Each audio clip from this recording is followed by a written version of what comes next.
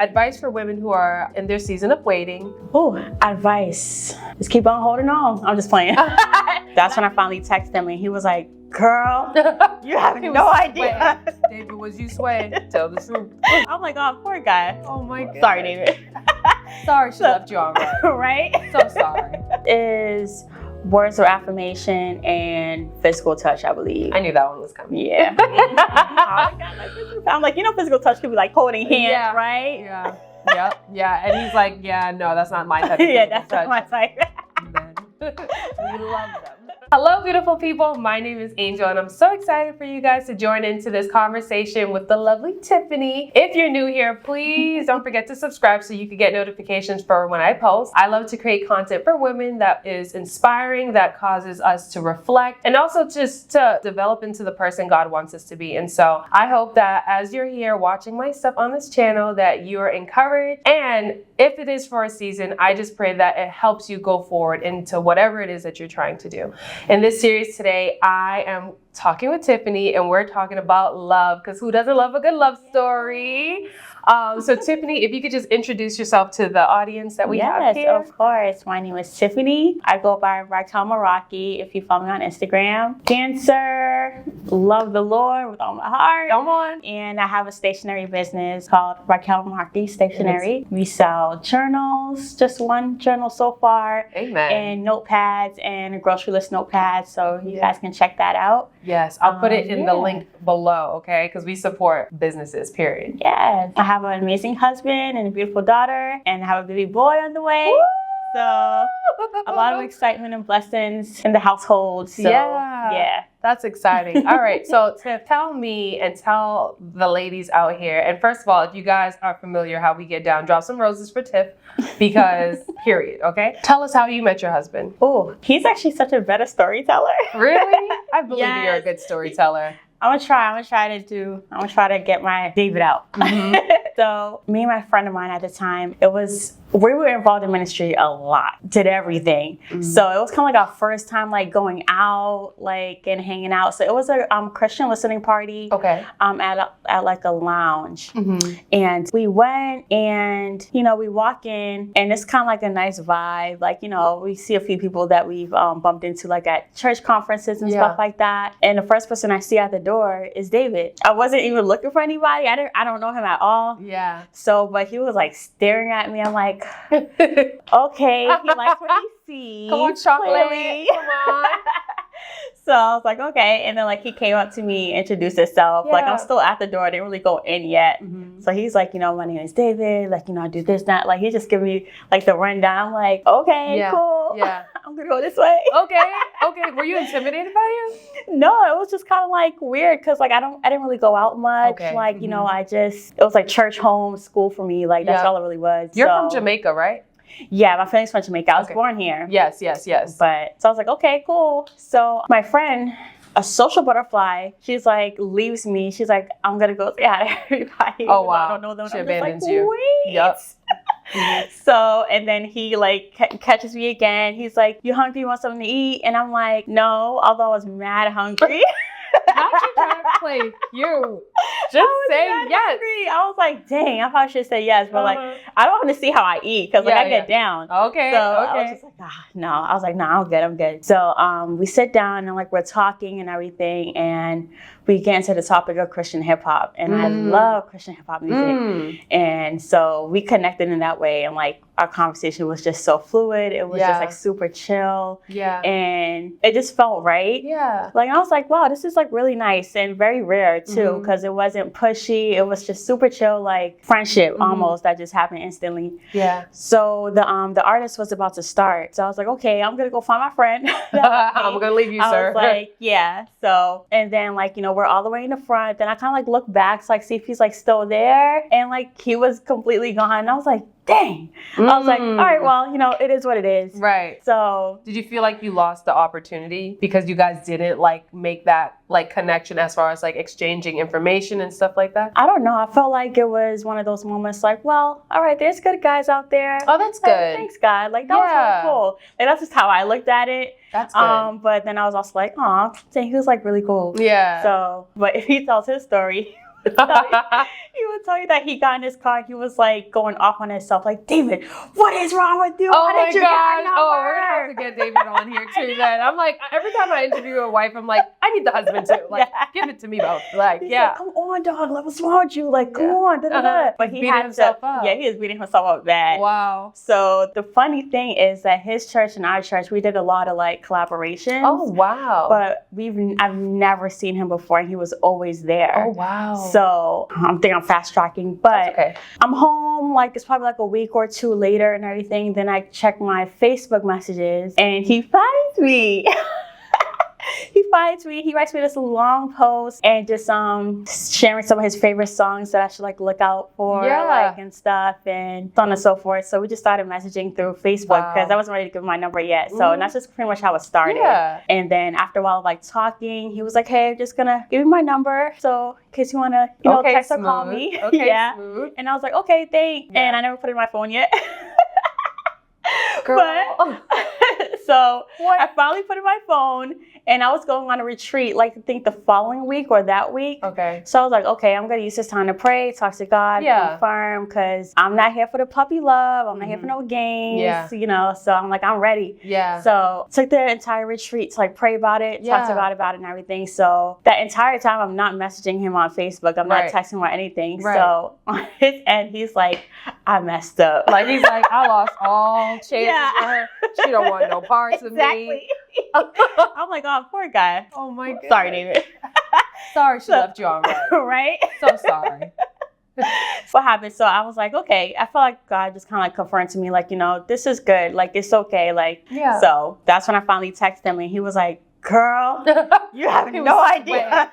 David, was you swaying? Tell the truth. He was like, you have no idea what I'm gonna go through. Like, I thought she was just like, I'm like, no, I just needed some time, but like, I feel good about it. So yeah, and then here you are. How many years have you guys been married? 5. Today, 5 years. Okay, you guys, it's her anniversary. You have to, just as a small gift, because it's her 5th year anniversary, please go on and buy a journal or buy a grocery list or something. Please, please, please, please, please. And as a giveaway, I'm going to buy a grocery list and what was the other thing you gave me? A grocery list? A desktop notepad. A desktop notepad, because I remember in the desktop notepad, it was like things to get done, things like that. And I thought it was so cute. And so comment below. Let's see, what emoji should we use so they can enter the giveaway? Oh, the little writing hand. Oh, I like that, the writing hand. That's my favorite one. And I'll pop it up on the screen to enter the silent giveaway. And as an anniversary gift, you guys support her business by buying a notepad or a journal or just something. Please support her. Look, that'd be so nice. Like, she's here with me on her anniversary. Just say. So that's awesome. Okay, so you guys were married for like 5 years. How long did you date? I'm always stumped on that one. I'm gonna say at least 9. No, I'm just kidding. Before the marriage, I think it was about like 6 or 7. Wow. Yeah, and then 6 or 7 years. Yeah. Okay. So I was in my senior year of college when you guys met. Yeah. So that was like 2014, 2015. Wow. Yeah. Okay. This is good because I'm sure there's women that are watching that are in long relationships, right? Mm-hmm. Because 6 to 7 years is a long time to be dating, right? Right. I mean, I'm only experienced in the fact that I think my longest dating relationship was maybe 3 years, and then it would cut it. Yeah. And then my shortest dating relationship was with Emmanuel. We just got married right after. Yeah. I don't really because if you know, you know. That's it. Yeah. So did you feel pressure from your family dating that long and not being married? It varied because I feel like my family were just like, oh, she's in a dating process. Maybe it'll last, maybe it won't. They didn't really know. Yeah. But then when they realized it was going on for a while, I think my mom did ask me so what is this? Right. Because it was maybe year 6 and you're your mom's you're grown. Exactly. What are you doing? So, which is understandable because. So it's just what are you doing? Yeah, so I feel like that was the only moment that I was actually really questioned. But for the most part, I was just I know it's him. So you said that. How did you know it was him? It felt comfortable and it felt right and I felt safe. Okay. I feel like that was something I feel like I always like needed, like that sense of safety and security and like I got your back kind of thing. Yeah. I do think it stems from like my father not being present. Okay. So during that season, I was not trying to carry my father issues into a relationship, just trying to like separate it. But I feel like that was something that I just like really needed, and like he like showed that, provided that, and I was like, okay, I like this. Yeah. I like that. So you brought up, and obviously if you don't want to talk about it, we could just cut this part out completely. But I've also experienced like daddy problems, right? From when my dad was alive, and then after, you know, him not being there as I was an older woman, like a younger woman, because he passed away when I was a junior in high school, right? But before that, I mean, no shade to Caribbean fathers. But I will say this. If you're a Caribbean daughter, the Bible says, honor your parents so your days are long. So it's not, I know this is a tough one to swallow, but it's a part of your healing, okay? It's not your job to like persecute them or judge them or maybe even make them feel bad for not being present or not being as involved as they should be or whatever the case is. Your job as a daughter, and I know a lot of people get like upset by hearing stuff like this. But it's like your job is just to love them and honor them and obey them. That's it. Now, this is not to justify if they do things that are wrong or anything like that, but just do your part as a daughter. Now, if your dad is around as you play this video, if you are happening to walk past them and this part is playing out loud, hello, Caribbean father. Us daughters need you to be present and need to hear from you. Thank you. Because I realized as I got older, I never realized how much I needed to have a father. You know what I mean? And I'm grateful that I have a godfather that's very much so present in my life. I love that, But I think when I was going through my healing, I realized a lot of the things that I would grab in my relationships in the past is because I was looking for that like security in a man and like that provider. Like y'all know I was playing house for a while, so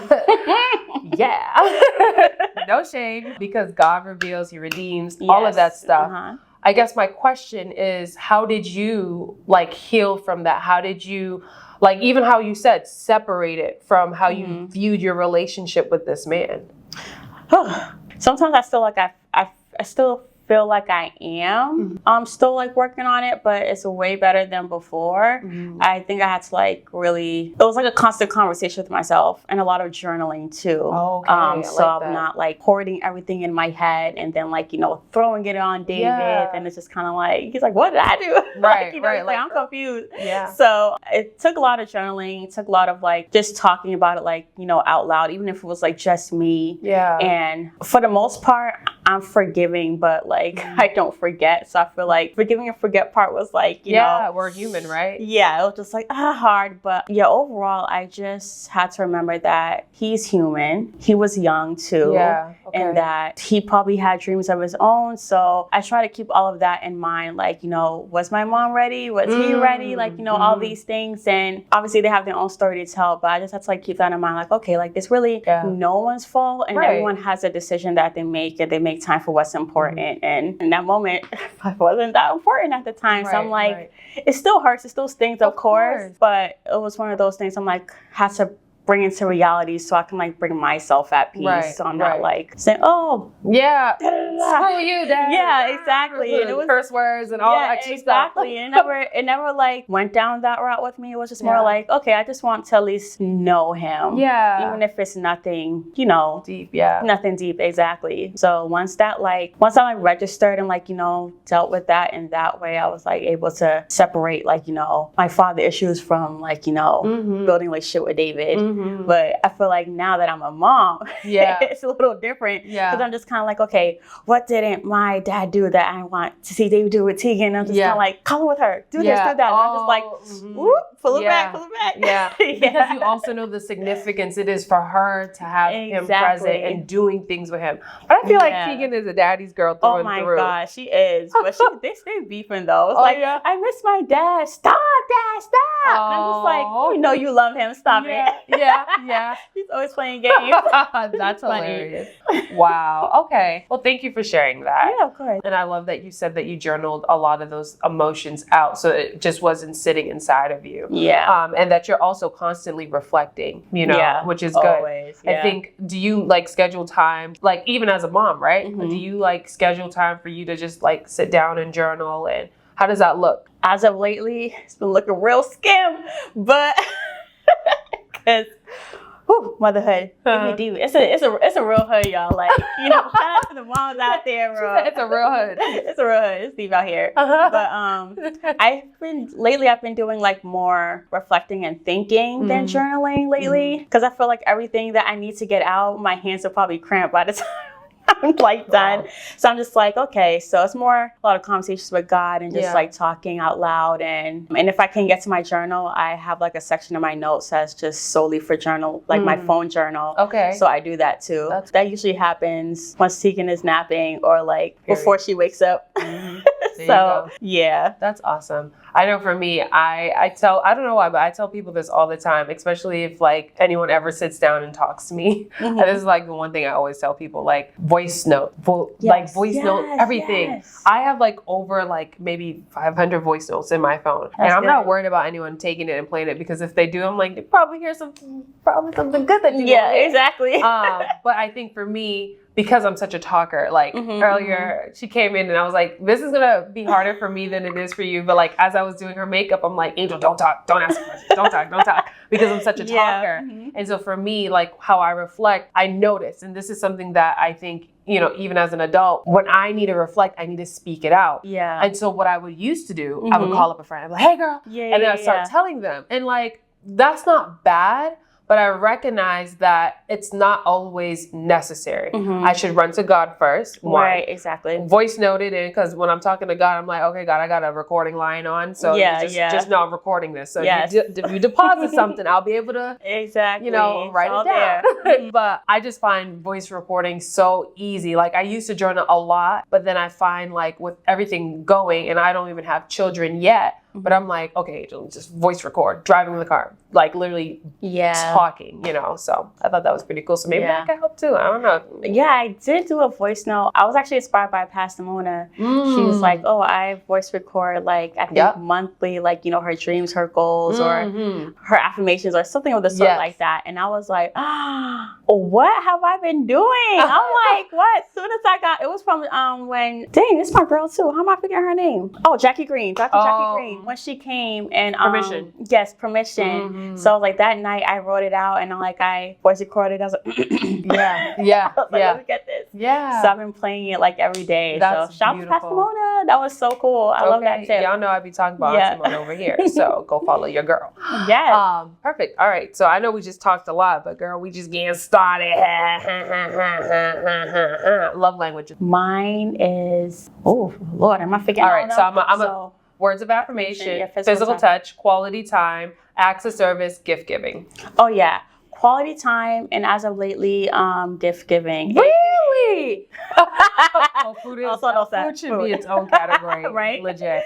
Yeah. But I thought you would have been words of affirmation. You know what? Like, I think we get all of them, but wow. Yeah, I know. It's definitely changed. I think because I'm a pretty confident person, and like, you know, I'm quick to like, you know, affirm myself or just kind of like, you know, get myself together kind of thing. So like, it's nice when it comes, but you know, it's not always like a boost, because you already boost yourself up with words. Exactly. That was a key. I hope y'all pick that key up. Yeah. So, and quality time always my number one, because that's what fuels my love tank for real. Yeah. Spending time with people that you love, especially your husband and your family. Yeah. That's awesome. And then food. I mean, I would say this all the time, but I would be like, food is my love language. And Pastor Mona, she'd be like, Angel, that's not a love language. I'm like, it is in my book. She was like, that's like gift giving or like acts of service. I was like, whatever you want to put it in, just no food. Listen, it's still there. Exactly. And what about your husband? His is words of affirmation and physical touch, I believe. I knew that one was coming. Yeah. I'm like, you know, physical touch could be like holding hands, right? Yeah. Yeah. And he's like, yeah, no, that's not my type of physical that's touch. not my type. Men. We love them. That's hilarious. So, okay, because your love languages are so different, how have you been able to adjust yourself in order to show up for him? So usually, like, if he gets a haircut or if he, like, you know, dresses real nice or like has his gold chain on like this, I'm just like, okay. Yeah. Like, happy mom, and he gets all like, you know, oh, bless you, know. Yeah, so I try to like make sure that like I don't miss those moments, because it's easy to miss when we're on the hustle and bustle, because that's what it's been like lately, just like in and out, hi, bye, how you doing kind of thing. So if there is a moment where I'm just like, okay, I see you, coach, I see you. He's like, stop playing. That's so sweet. So yeah, so just making sure I find those moments and not miss them, really. Yeah. So I think I'm going back to your story a little bit here. So because you guys met at like a Christian music lounge type of vibe, right? And you guys spoke so much about music, because you're also like a writer. I'm pretty sure. Did you guys make your own vows when you guys got married? Yes. Oh, so he probably was like, so you should find your vows and like say it to him today. That'd be that would be so cute. Sweet. Can I be honest with you, Angel? Yeah. You lost it? I did not love my vows. I did make some new ones. I have to make a new one. Yeah, so that's a really good idea, because on our wedding morning, it was like not great. Yeah, ruined in some ways. So like the morning that I dedicated to like listen to my music, write my vows, it was just like sadly interrupted. Wow. So now I felt like I had to just kind of like on the whim, and like that is not me. So I was just like so sad. Wow. But David, he knows that like I'm a writer, and like he probably thought like, you know, she's gonna come, like, you know, this girl's been reminding me all month to write my vows. So yeah, so he took out his phone or his paper, and he was like, it's been X amount of months, X amount of days, down to the minutes, and like once he said that, I'm like, oh my gosh, he got me hard. He went hard. Wow. Like, Who read first? I think I went first. Okay. I was like, thank God. I'm like, if you went after such a yeah, exactly. It would have been like, ooh, child, well, let's just say I do real quick. Let's just wrap it up. Let's just say I do real quick. I'm crying. Oh, man. So, yeah, his vows was so beautiful. Like, till this day, I'm just kind of like, but he's always counting down the minutes of something. It could be football. It could be anything. So he's like a time. Is he like on time and stuff like that? Yeah. Really? He is. But no, he is. He's pretty good. It's just me. Her husband's Haitian, It's me. I'm the problem. Oh, it's you. It's me. That's funny. But he does like run on Haitian time. He does run on Haitian time if he knows. He's like, babe, this party's gonna start at this time. So like we'll be on time. But like if it's for something else, he's like, I'm ready, and I'm like, coming. Oh my goodness. That's hilarious. Manny got me. I was always like someone that ran on time. I feel like with Emmanuel, I'm forced to be more on time. Mm-hmm. But there are some times where it's not on time. You like that. You know. Okay, girl. Okay, advice for women who are in their season of waiting. Oh, advice. Just keep on holding on. I'm just playing. That's it. No, I'm just kidding. All right, so what I would say is go out and date and just enjoy it, and don't have any high expectations. Definitely have expectations, but in the moment of dating, just talk, just communicate, just as it feels like you're just hanging out with your friend. And in those moments, if you feel like you need to ask certain key questions, don't hesitate to ask them. Go for it, but just enjoy the dating process. I heard that the dating pool is not too great for our girls out there right now. So really?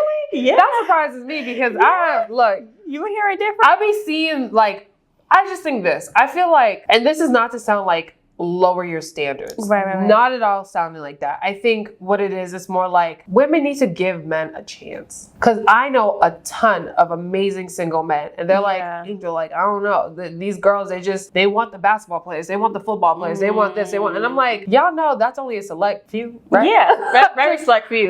Just let's just like you said, lower your expectations, but be reasonable. Yeah. You know what I mean? Absolutely. I was wondering what you're saying over there, but yeah. Yeah, no, for sure. And if you see any red flags, of course, keep them in mind. Okay, I don't know about that, but maybe we can try this again, because I like how it went so far. So I feel like we should definitely know ourselves enough to know what we're not gonna settle for, what's not okay, and just stand by it. And give the guys a chance, and no one's gonna be perfect. And I feel like that's just what it was with me and David. Like, I wasn't looking for anyone perfect with the perfect this because I'm like, I'm carrying baggage, okay?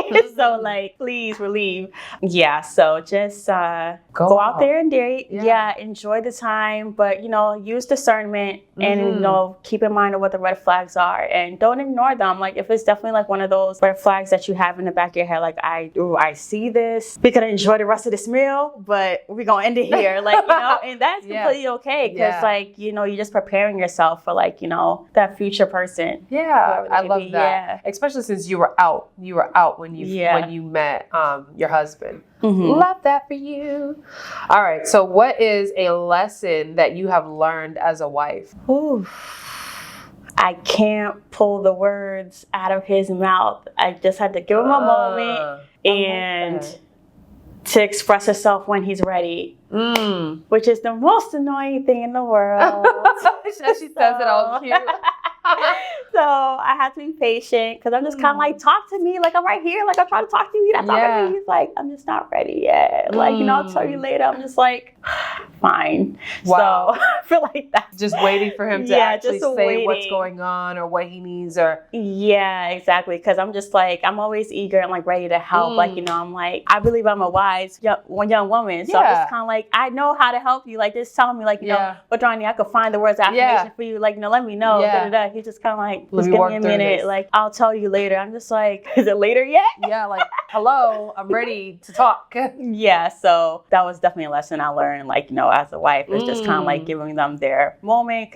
And I had to respect that because I used to be like down his throat, like, why don't you read this? And he just kind of like, chill. Like, you know, it's not even that deep. I'm like, it is deep. Like, I want to connect with you. But a lot of men don't even like get to the point of even using the words to say, I need a minute. I'll get back to you. So I'm like, okay, I have to respect that he will. And he does every time. So yeah. So you're the pusher. That is, I like that you said that because I know with me, especially heated conversations, I'd be like, talk back or like just say something back. And Emmanuel processes a lot and I think that's a good thing, right? When you say you process, but again, I'm like Machine Gun Kelly with the words. I'm like, yeah.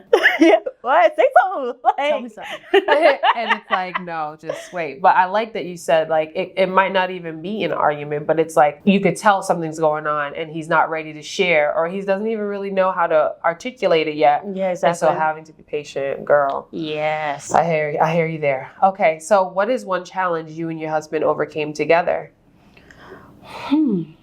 I think we don't like to disappoint. Like, we don't like to disappoint anybody. So I feel like if we did mess up in, like, you know, anyway, it could be something just as small as like, oops, I forgot to do dishes or whatever like that.